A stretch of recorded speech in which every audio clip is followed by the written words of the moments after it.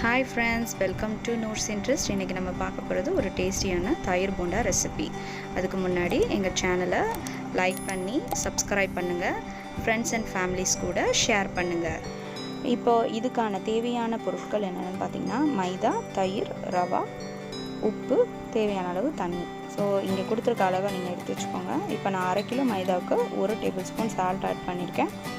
இது கூட 1/2 கப் தயிர் சொல்லியிருக்கோம் இல்லையா, அந்த 1/2 கப் தயிரை கொஞ்சம் கொஞ்சமாக ஆட் பண்ணி மைதா மாவில் நல்லா மிக்ஸ் பண்ணிக்கோங்க. ஸோ கொஞ்சம் கொஞ்சமாக ஆட் பண்ணி மிக்ஸ் பண்ணுங்கள்.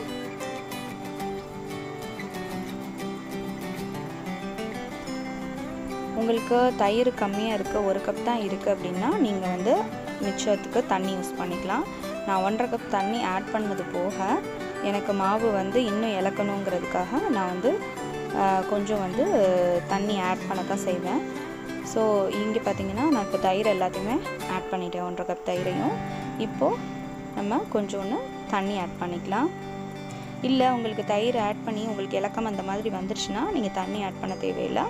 ஸோ இந்த பதத்துக்கு நீங்கள் வந்து மாவை பிசைஞ்சு அது கூட ரவை 1 டேபிள் ஸ்பூன் ரவை ஆட் பண்ணி நல்லா மிக்ஸ் பண்ணி இதை நீங்கள் 1/2 மணி நேரம், 1 மணி நேரத்துலேருந்து 1/2 மணி நேரம் வரைக்கும் நீங்கள் வந்து இதை அப்படியே வச்சுருங்க. ரூம் டெம்பரேச்சரில் உங்களோட கிச்சனில் சும்மா வச்சாலே போதும்.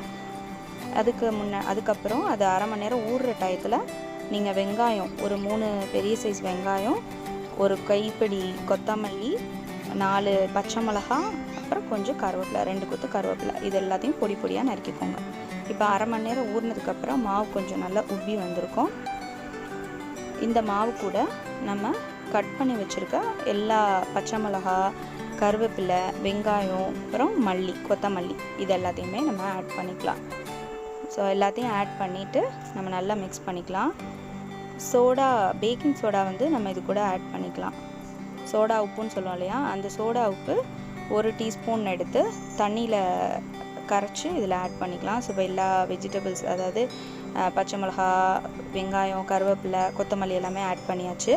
இது கூட பார்த்திங்கன்னா 1 டீஸ்பூன் பேக்கிங் சோடா எடுத்துகிட்டு அது கூட தண்ணி ஊற்றி கொஞ்சம் கரைச்சி இந்த மாதிரி அதில் வந்து போட்டு நல்லா மாவை வந்து பிசைஞ்சுக்கோங்க. ஸோ நல்லா பிசைஞ்ச உடனே நீங்கள் வந்து போண்டா போட ஆரம்பிச்சிடலாம். ஸோ இந்த பாருங்கள், நம்ம ஏற்கனவே பிசைஞ்சு வச்ச போது எப்படி இருந்தது மாவு, இப்போ பாருங்கள் நல்லா அந்த தயிரோடு சேர்ந்து நல்லா மாவோட புளிச்சு மாவு நல்லா சாஃப்ட் ஆகியிருக்கும் அந்த தயிர். ஸோ ரொம்ப டேஸ்டியாக இருக்கும் இந்த போண்டா. நல்ல புளிப்பாக, நல்ல காரமாக, ஒரு நல்ல ஸ்பைசியான ஒரு போண்டா. ஒரு நல்ல இரும்பு கடாய் எடுத்து, அடிகனமான கடாய் எடுத்துகிட்டு அதில் வந்து நீங்கள் வந்து ஆயில், நீங்கள் உங்களோட ப்ரிஃபரன்ஸ்க்கு நீங்கள் ஆயில் ஆட் பண்ணிக்கோங்க. நான் இங்கே ரைஸ் பிரான் ஆயில் யூஸ் பண்ணியிருக்கேன். ஸோ நல்லா எண்ணெய் காஞ்சதுக்கப்புறம் நீங்கள் இதில் வந்து போண்டாவை வந்து சின்ன சின்ன பால்ஸாக வந்து எடுத்து கிள்ளி அதில் போட்டு நீங்கள் வந்து பொரிச்சு எடுத்துக்கலாம். ஸோ இந்த மாதிரி குட்டி குட்டி பால்ஸாக போட்டிங்கன்னா நல்லாயிருக்கும். இந்த மாதிரி போட்டு பொரிச்சு எடுத்துக்கோங்க.